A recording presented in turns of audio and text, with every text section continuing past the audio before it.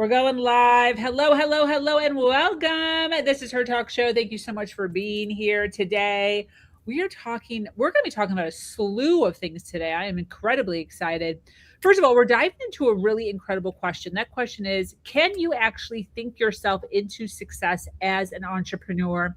We have a really great reel that Debbie actually submitted today, and I'm so freaking excited for this. I love talking about woo as much as I like don't do woo. It's a very interesting conundrum that I have in my life currently, but super excited about that. So we're going to be talking about training your mindset for performance. Are we dismissing woo when we shouldn't be? And your ride or dies, ladies. We talk a lot on this podcast about community, the importance to have women in your life that are fully supporting you. We have a great, hilarious reel to kind of demonstrate this. Talking about what it really means to find balance, training your mind for performance, and finding success as an entrepreneur, whatever that looks like for us. So let's jump in, ladies. Let's go.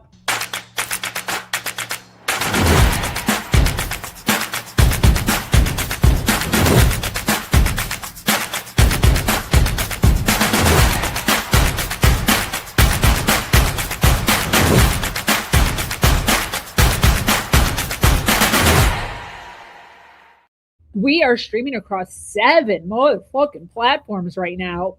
And we already have so many people listening live. Thank you so much for being here and for hanging out with us. If you're watching us on the replay right now, hello to you also. Make sure you get in the chat. Let us know that you're listening on the replay. We'd love to jump in the comments and say hello to you. For those of you that are jumping down live, hello. Thank you for being here. Just so you know, you can jump in the comments. So wherever you're listening to us at, Facebook, YouTube, LinkedIn, Twitter, you can jump in the comments and you can actually speak directly to us on a topic, on a segment, on a video, and you can give your commentary live and we'll bring you up on stage. Listen up. Okay, the most dangerous thing a woman can do in business is to stay in the wrong room. For those of you that don't know, I run a community called H Club. This is where women entrepreneurs come together. They have real conversations, talk about real strategy and real connections that lead to growth. Make sure that you get in the description and click on that link to join us in H Club. We're here every Monday, 3 p.m. Eastern. We run this panel live with women business owners, talking on topics that are going to help you shape your entrepreneurial journey in order to empower you to make smarter, bolder decisions for your business. Okay, first reel. I'm so excited for this reel because I watch both of these people like I'm their fans, huge fans of both of these individuals. So I'm so excited for you ladies to kind of watch this. And like I said, these reels are very short. And we're just looking for your feedback. What comes up for you when you see this? And giving some live commentary here for the ladies. Okay, let me make sure the volume's up. And let's press play. Oh, okay. So the POV is you feel like you deserve a day off from being an entrepreneur. We can all relate to this. I know I can. Okay. Yes. So you feel like you deserve a day off for being an entrepreneur. Okay. This is really short, but this is great.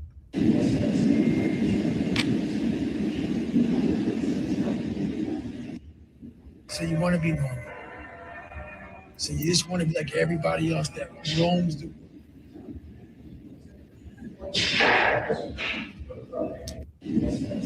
Oh, I just love it. One more time for the people in the back. So you want to be normal. So you just want to be like everybody else that roams the world. Oh my God, I freaking love it. This is what we're dealing with though, ladies. This is our minds, right? This is what's pulling us sometimes. Some of us call this the toxic hustle, right? Some people don't appreciate this as far as like we're constantly getting pulled into doing more and doing more and doing more. And then there's another side of the group that loves this. We're just like, give me more, keep motivating me, keep inspiring me. And there's this division in the world of entrepreneurs, especially amongst the women, I think more so than anywhere, as far as finding balance finding balance in our lives. What's too much? What's not enough? When are we using excuses?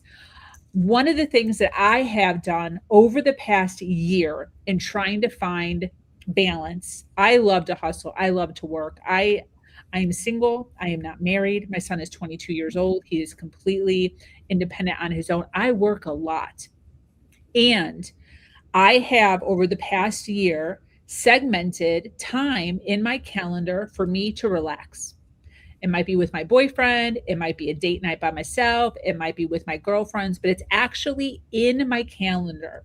So one of the things that I've implemented that I talk a lot about within my community is when I work. And when I play. And I don't have any guilt or shame when I'm playing. Like I went on a double date on a Saturday night. Um, and I didn't, well, there wasn't any resident like things in my head going around of like, oh, I should be working. I should, because I know that when I'm working, I'm working. Um, and even I went to an amazing conference with Debbie this weekend. We had a 2-day Friday and Saturday conference, and I wasn't in my head as far as like, oh, I should be doing this. Am I thinking about work? Yeah, but there's no guilt of like, oh, I should be at my computer right now, which is what I used to have, because I know that when I'm working, I'm working, and when I'm building my business, I'm building my business, like networking, and when I'm playing, I'm playing. So anyways, I'd love to get your feedback, ladies. What comes up for you when you see content like this on your social? What is some feedback, same as me or different, that you have for women business owners out there? Who wants to go first? Yeah, I'll go. Yeah. There's two. For me, there's two, right? So one, there's the hustle that is validation. Right? I have to hustle because then I'll be. So I think that that's not healthy. And then there's the hustle of creativity and passion and excitement. And that's a completely different internal structure that's happening inside of you. But I'll tell you the thing that came up the most for me for this is I'll tell you a little story. Last week, my dear mama of 82, 3 years old was diagnosed with Alzheimer's. So it really hit home when I saw this video, because my business is vital and it's important to me, but I've got a window with my mother. Yeah. I've got grandchildren that are babies, that are young, and I have a window for them. And so just like Sabrina said about making sure I love my business. I live and breathe it. I could work 24/7 and I'd be happy as a clam. I could, but I want to make sure I'm feeding these other areas as well. And I think that when we have a sense that I have to hustle, because if I hustle, that means X, Y, and Z, I think you've got a problem. But if you're hustling because you're passionate and that, great. And then always make sure you have that. What else in your life do you want? Love that. You know, I got a boyfriend. Me and him, we've been together for 17 years. We got the best freaking relationship out there, right? But we work on it and we spend time and energy on it. And I think that you have to make sure that you have those things. Love it. Yeah, really understanding the season of which you are in. Love that, Debbie. Great, great. Anybody else? Yeah. Sorry. Are you sure, Leah? You can go. Okay. For me, I think it is really hard because we have no children that we need to tend to. And in some cases, our parents is not right there with us. So our business is almost like our baby. And your baby need care 24/7. And if you are allowing that to happen, you will be the caretaker 24/7. And I think there's time you need to kick it over to the babysitter or somebody who can managing or daycare, right? Just so that you can have some time off for yourself. And there's no balance because that's your baby. You always want to tend to your baby, but you have to create a time that schedule for yourself. And my point is I'm trying to work until that I have Friday off for myself, that I don't have to do the babysitting all the time. So I think for me, it's just like intentional, and you have to treat it like, your baby. You're going to have to find somebody who actually can care for your baby so you can have a little fun time for yourself. Absolutely. I love That's a that. great analogy. I love that. All right, girl, you're up. So I had two thoughts. My first thought was that I feel like as particularly as women entrepreneurs, we really don't have a game plan if there's going to be an upsie or oopsie, like if there's going to be a crisis, who do we punt to or delegate? Like we often don't. We just kind of put it all on ourselves, which doesn't work, which often leads to I need a break. And then my second thought is, listening to a man just sort of shaming the woman, you want to be normal. And I was like, see, we need to let that go. That doesn't serve anybody. You can be whatever you want, and you can get a babysitter. You can work on your baby. You can take time off. But if we just keep saying like, you're not going at 100%, there's something wrong with you. And it's like, yeah, I'm listening to the wrong person. Definitely. Definitely. Yeah. And making sure you are listening. You are listening to the right person for the season that you are in. Yep. A lot of the women in my community age club are moms with like children, Yes. 7 years old, 13 years old, 15 years old. That's different than having your children living like my child still lives inside the house, but he's 22, right? There's parents out there that have no kids in the house. That's a different season. Yeah. So we really have to make sure that we're setting ourselves up for success in the season of which we're in, and not allowing the guilt and the shame, right? When you're with your children, be with your children. When you, like Debbie, when you're with your grandchildren or your mother, be with your grandchildren or your mother. And when you're working, make sure you're working. I say often that scrolling on TikTok does not constitute as work. Scrolling on Instagram doesn't constitute as work. Sometimes it feels like it, right? You scroll for 30 minutes. It feels like it went by like this. You look at the clock, 30 minutes. 30 minutes. Wow.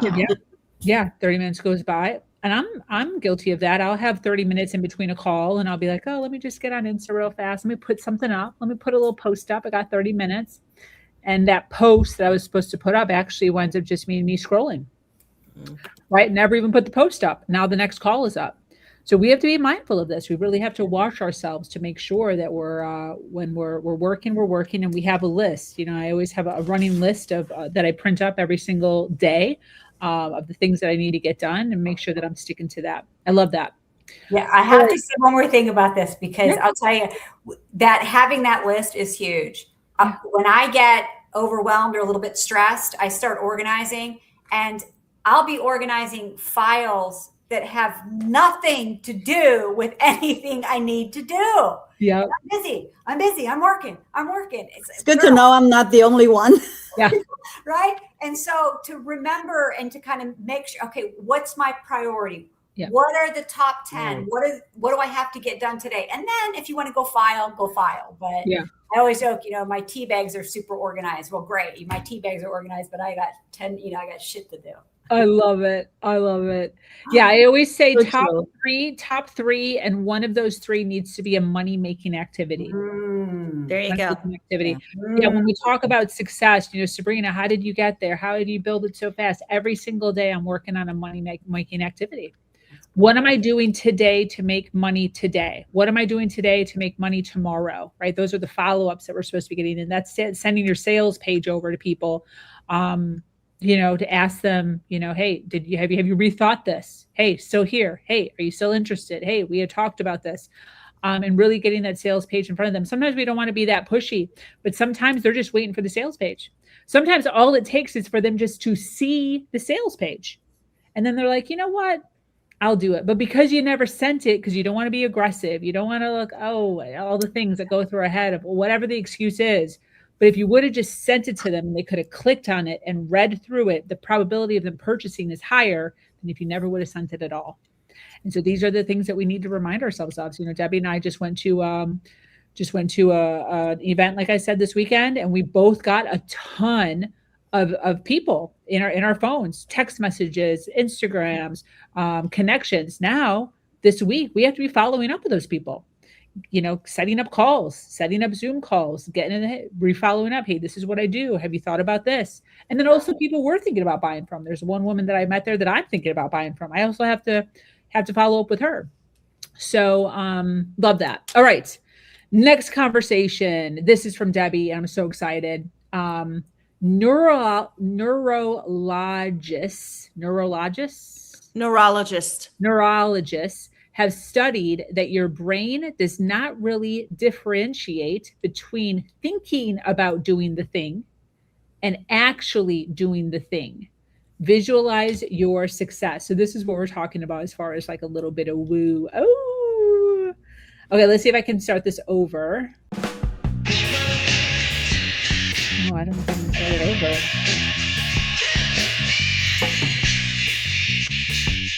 You're gonna have to watch it twice.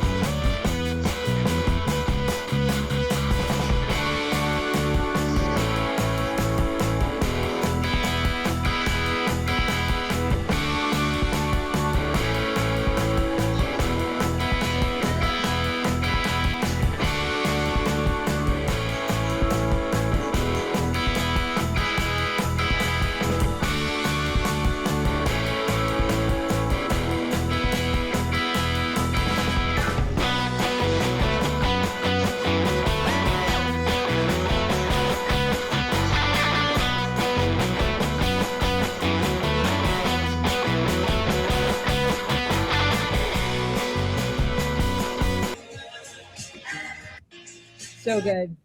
Yeah. So what really came up for me with this one was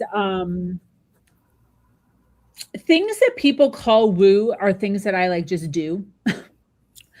I remember I have such a resistance to all of that entire world. No offense, I've got plenty of them in my group.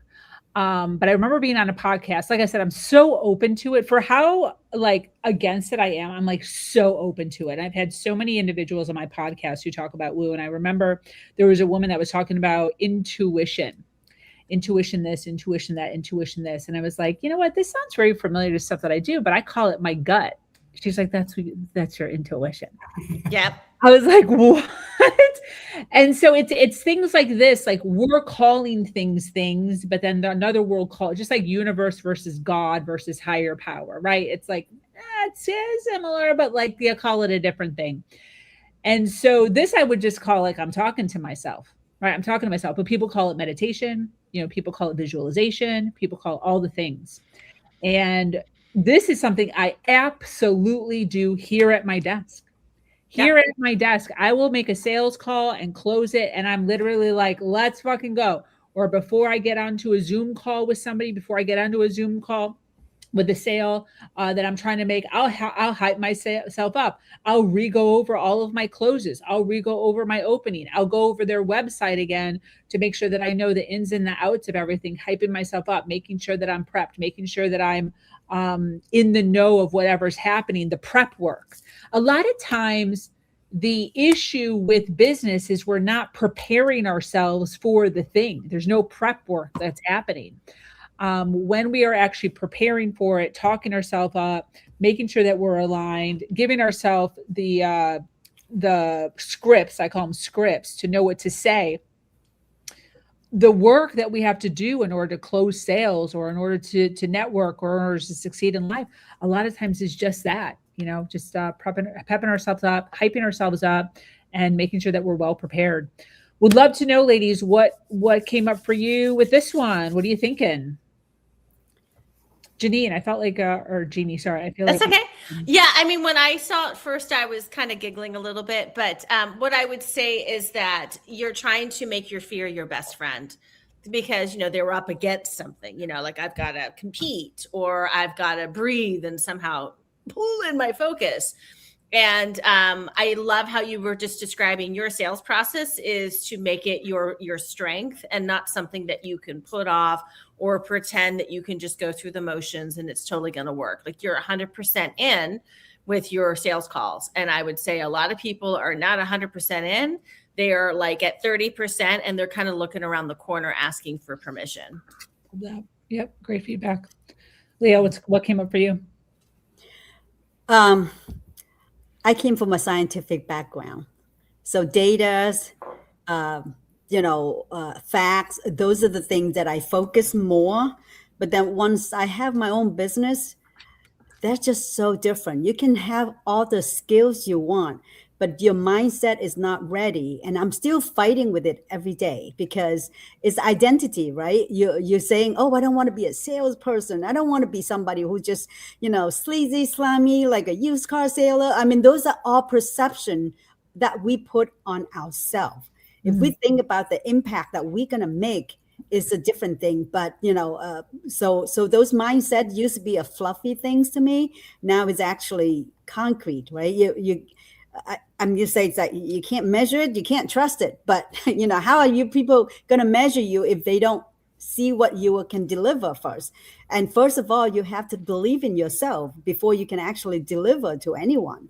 So it is, since I have my business, is like you have to make a sale. It's not a 9 to 5. You come home and then you just get out of the parking lot and you're done with it. You come home and you have your own thing. This is a baby, and you constantly think about it and how to raise that baby. So it is a mindset thing that I think it's not a will thing, it's a mindset thing. And I think that's very important for us to make sure that we're focusing on that, not just the skill, but also the mindset. Yeah, absolutely. Debbie? The strategy piece here, I think this is brilliant. I love so much what you just said, Leah, because we used to think that this was woo because we didn't have data points. Now we do have data points, right? We know meditation increases gray matter. We can see it on a scan. If someone after 3 months of meditating, they have more gray matter, so they can learn and have more memory. And we know that breath work can shift the nervous system. We can measure this now, right? And visualization, it activates the brain into action. There's a story about a gentleman who was in the Vietnam War and was captured. He's in a cage, right? For, I don't remember how many years now. It feels like 7. It was a long time.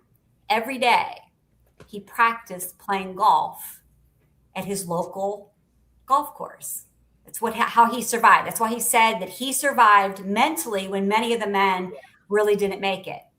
He gets home and he literally goes to that golf course and he has less of a score because of that visualization, right? The Navy SEALs do it. These highest athletes do it. So I think it's the perception shift that it's a woo thing, as opposed to it's very, very scientific. There's an enormous amount of data now showing that this is how we can kind of zone in and create a really hyper focus on something. And I think that's exciting to learn that there is some real strong data points for it. Yeah, I really like where this is going here, and I'd love to open up the room again on this subject. As far as if you noticed, every single one of those people, they were hyping themselves up. A lot of times, people do the exact opposite. Like I've had people, take the stage, and the first thing out of their mouth is, "I'm scared. Yeah, I'm nervous." Right? Versus the opposite of like sprint, go, you can, whatever it is. I would love if you have a story, client story, your own story, or even just what is your perception of the importance of saying positive things leading into something versus what a lot of people do, saying negative things leading into something. Like imagine if those people got up there and they're like, I'm scared, which is what's going on in their head. But instead, right? What's kind of coming up for you with that? Do you have a story? Anything? I do. Yeah, I have a story. So years ago, I was working with a client and, money was involved with their abuser and it was a family member. And so they were trying to get to a resolution.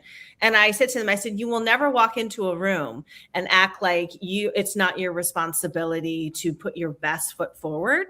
You have got to walk in there strong, but not overpowering, but you have to be clear in what you're saying.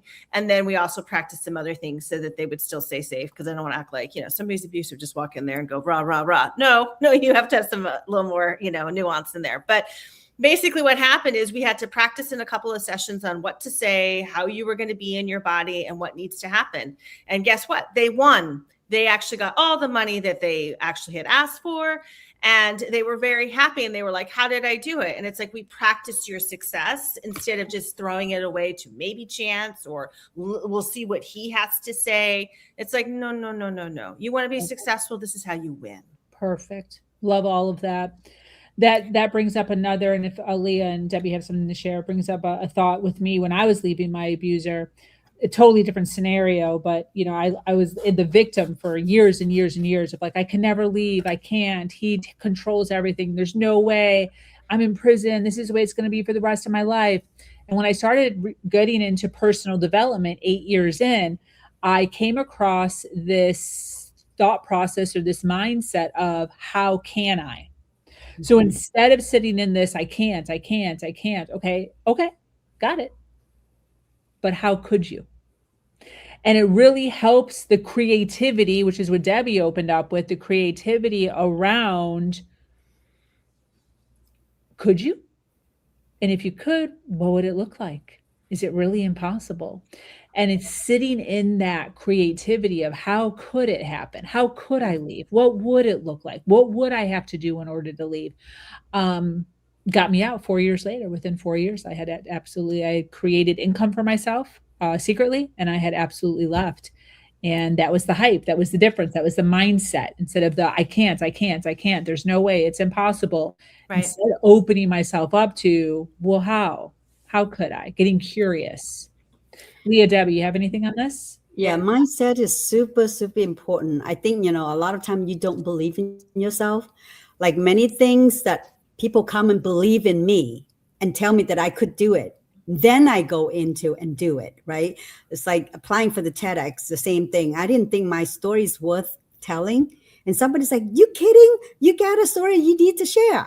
So I did, and I got it, and then talk about facts and data. Yes, Debbie, we got tons of facts and data that people get sick with. The reason I'm hesitating because I'm jumping from a scientist to an entrepreneur with interior decorating, and then from a speaker and an author, and now I'm doing finance. So like every time you let go of identity, you adopt a new one, you hesitate. You're like, who am I to claim that I'm an expert in that?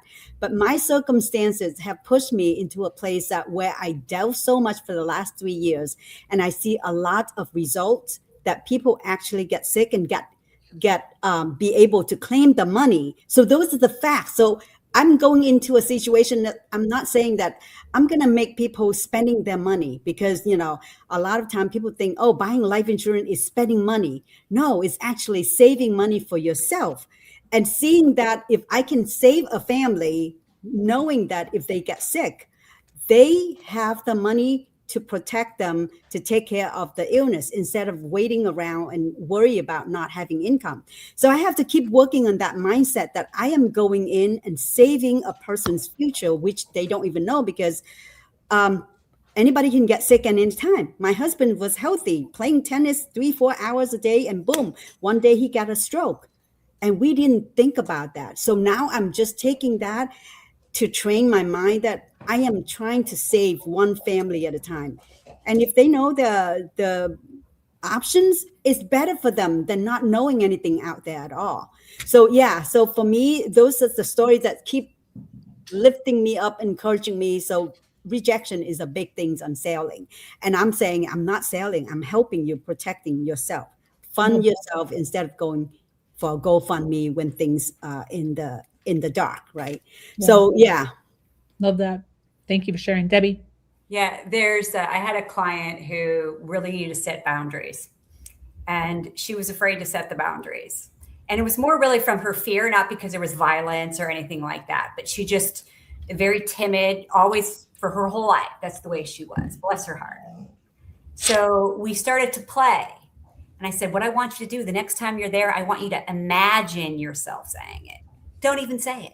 Just start imagining it, right? And so she said, I did that about 2 or 3 times. And then I'm imagining I'm playing my role, and I just said it out loud. And she got her boundary. Absolutely. Right? So that sense of, you don't have to jump in and be scared, and right. Mm-hmm. You can say, wait, okay, let me just practice this. And you can be looking at them and saying, let me tell you something. This is that, I'm not taking this anymore. I'm not, right. But you can say it in your head. I love it's that. a safe space to do that, so that you can kind of build that up to then you can say it, whatever you need to say out loud. Absolutely love that. Yeah. Great place to start, in your head. Exactly. Which is what we're talking about. Yeah. Love it. All right, last reel. This is about ride or dies. This is about community. This is about having somebody in your corner. As you know, H Club is everything to me. These are women supporting women, full stop, leveraging their connections, their their knowledge, and their resources. So I'm going to share this one. I just love it so much. This is so good. Oh, it's so cute.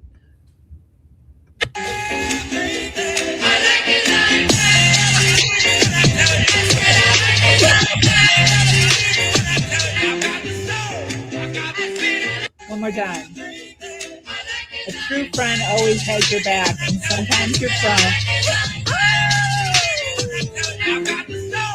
Oh, I that's just funny. love it. It's so good. But this is what we need, ladies. This is what we need in our life, in real life and virtually. In real life and virtually. I want to tell a story of this woman named Blue. Shout out to Blue. I've never met her in real life. Probably around 2 years ago, she's in my community. There was a woman in our Facebook group. There was a woman in our Facebook group that was causing some rift. She was a little, just one of those. And for probably about 3 or 4 days straight, this woman just kept getting in comments and just causing a ruckus in our Facebook group.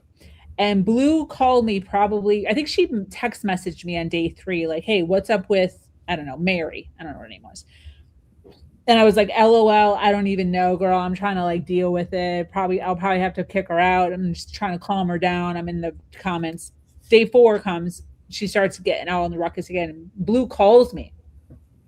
And she literally is ready to fight this woman. He's like, where's this woman at? What are we doing? What should I do? How can I help? Let's go. She was like my ride or die. And I told her I will never, ever, ever forget the feeling that I felt of her being like my big sister, being like, I got you. I'm going to protect you. You are the greatest, most loving, most wonderful human being. Everything that you do is, your group is amazing. I can't even believe that this woman is in here. What are we doing to solve this problem? And she was ready to freaking go. And what a feeling to have somebody, and that's virtual. I've never even met that one. I never met Blue in real life. We're still very, very good friends. I actually just talked to her last week. To have this in real life and to also have this virtually is incredibly important. And the feeling, right? The feeling of having somebody by your side that's watching out for you. It's watching out for you. So I'd love to hear your stories of either you or someone else that's is currently, whatever it is, of your ride and die, and how important it is to have people in your corner. I want to shout out to Miss Sabrina here because she talked about us going to this event. We're sitting beside each other and we're having conversation. I'm talking to her about my pitch and this, and I'm not great at networking. Her focus became all about me and how she could serve me. She truly it was incredible to me. I mean, I literally got hair standing up, right? It was so beautiful to know she's not just selling shit. She wants me to succeed, and I could feel it. Today, another one, I'm on her mastermind. We get into a group, whatever those rooms are, you get into a room, and there's 2 amazing women in it. I go to give my pitch, and they are telling me all about it, what I can do, how I can improve it, how to make it better. It is a world of difference to have women that want you to succeed. We believe, or we've been programmed to believe, that women are all about competition. I mean, there's a handful of that, but the more I'm in the real world and in especially in like Sabrina's world with H Club, that is not what happens. Everybody wants me to win, and I want them to win. And when you have someone like Sabrina, the next day I was so excited to tell her, guess what I did? I did all these steps because she gave me these amazing steps, exactly what I needed to do.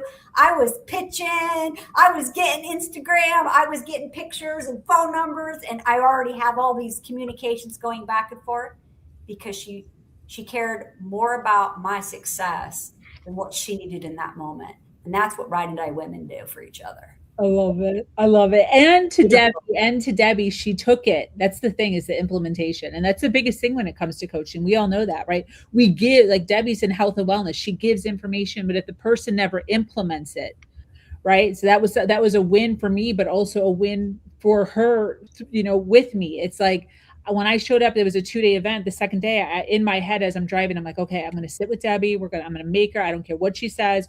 We're going to go up to people, and I'm going to stand by her, and I'm going to make her pitch. And I got in. She's like, dude, I already talked to 3 people. And I'm like, really? She's like, I did the whole thing.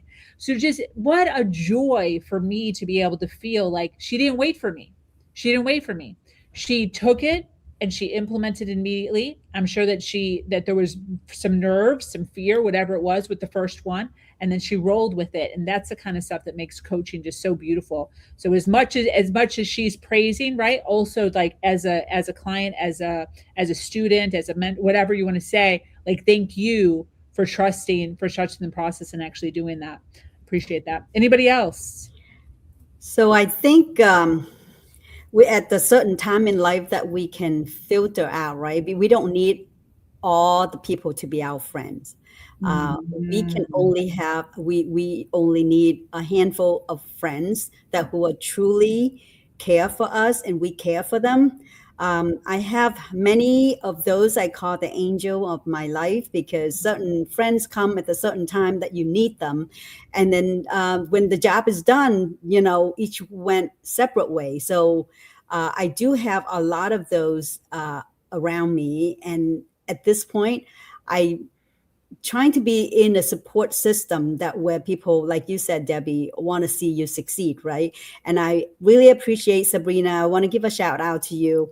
I met Sabrina probably during COVID time, maybe after COVID, but she has sent people to me. I've tried to send people to her. And then, time go on and we all got busy. But some of the people she sent to me become a sister, become a client. I never even met them yet. And they have trusted me, and we communicate, and I even write a foreword for one of the person that with her book.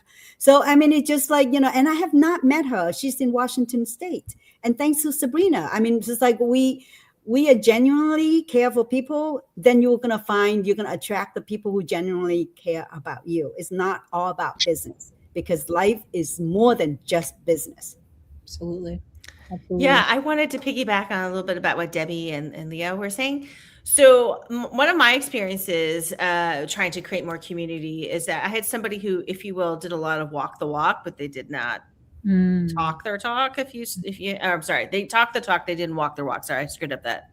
And so I did sign with them. This was years ago for business coaching. And I just didn't trust them. I knew at some level they weren't the right person. And so I didn't really feel comfortable telling them what was going on and what I was working on and all kinds of things, because I just knew at some level they could only hold an idea of me, but they couldn't actually work with me, and they were not working for me. And I knew that. So I think it's really clear when we want like assets and people who are amazing, and we want like this fantastic, I call it a golden network, then we have to really kind of ask those deeper questions. Are you here to see me succeed, or are you just here because I'm going to pay you?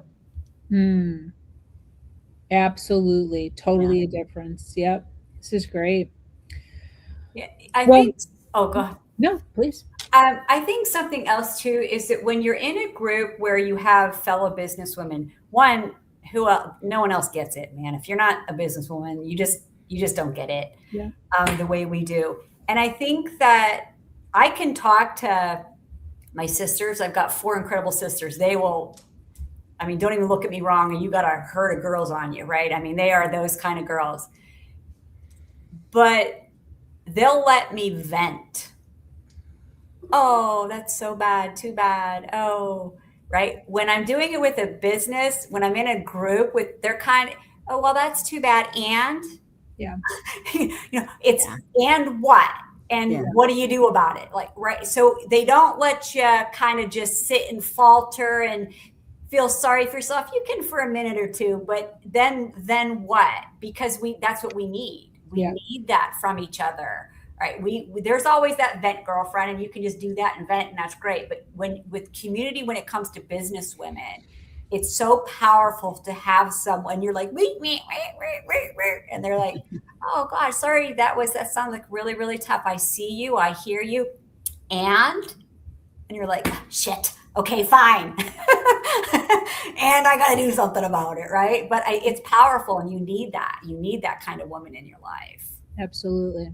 Great. Anybody else? Closing thoughts on everything. We talked about some woo. We talked about the hustle culture. Always feeling like we got to keep going. And we talked about community, making sure you have a ride or die in person and or virtually. Any closing thoughts, ladies? We wrap up. Tie it in. How we tying this in? Go ahead. I just want to say that running a business is not easy. It's much easier to go find a job because you get description, what to do, and you stick to it. But business is you have to improve in all phases of you wear how many different hats. And I think the biggest hat is the mindset that what you are doing to help other people. And to do that, it's not what you build, but it's like who you're going to become. You got to accept the new title that you give yourself, or you're becoming whatever that making impact.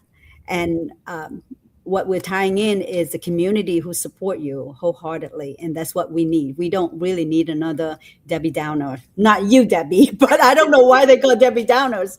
But we don't need another Downers out there that would just, criticize and judge us and then say, not constructive criticism. So for me, finding that circle is golden. And if you find some, hold on to them, because that is your support system. That's your oxygen. Absolutely. Love that. I think for mine is number one, make sure you know what your priorities are. When it's business, relationships, family, make sure that you know what those are, that what your true values are, so that you're putting the attention there. And be attentive to the voice that's in your head. Is she a bitch, a bully? Is she sweet? Is she supportive? Be attentive to that and make sure that language is in there that's proper and is supporting you. And then always step into rooms where you have to stretch. Step into rooms that you have to stretch. It's easier to go into the ones that are comfortable, or you're the big fish in the small pond, right? Yeah. Stretch. It's vital. Yeah, I think I see that a lot with communities, as far as women just get complacent in there. They feel like they're doing something because they're in a community and they're in and amongst. But to Debbie's point, you definitely don't want to be the smartest one in the room. You want to constantly be making sure that you're upgrading into rooms that are stretching you, that are creating fear, that are forcing you into conversations, situations that you're not comfortable with, where you low key feel like clicking out. But you're like, yeah, I'm not freaking doing this, and just exiting and being like, oh, I lost my internet. And it's easy to do, right? So we got to make sure that we are in and amongst individuals that are helping us strive for greatness. Every single one of those, the reel that we watched with the individuals who are hyping themselves out, every single one of those individuals has a coach. Yep. And they probably have multiple coaches. Yep. That isn't something that they're doing on their own. These aren't Olympic athletes and marathon runners that are taking it to the big leagues by themselves. They have an entire community in and amongst them that are helping them get there. And that's one of the things that we need to recognize as coaches. Yep. Right? We need coaches.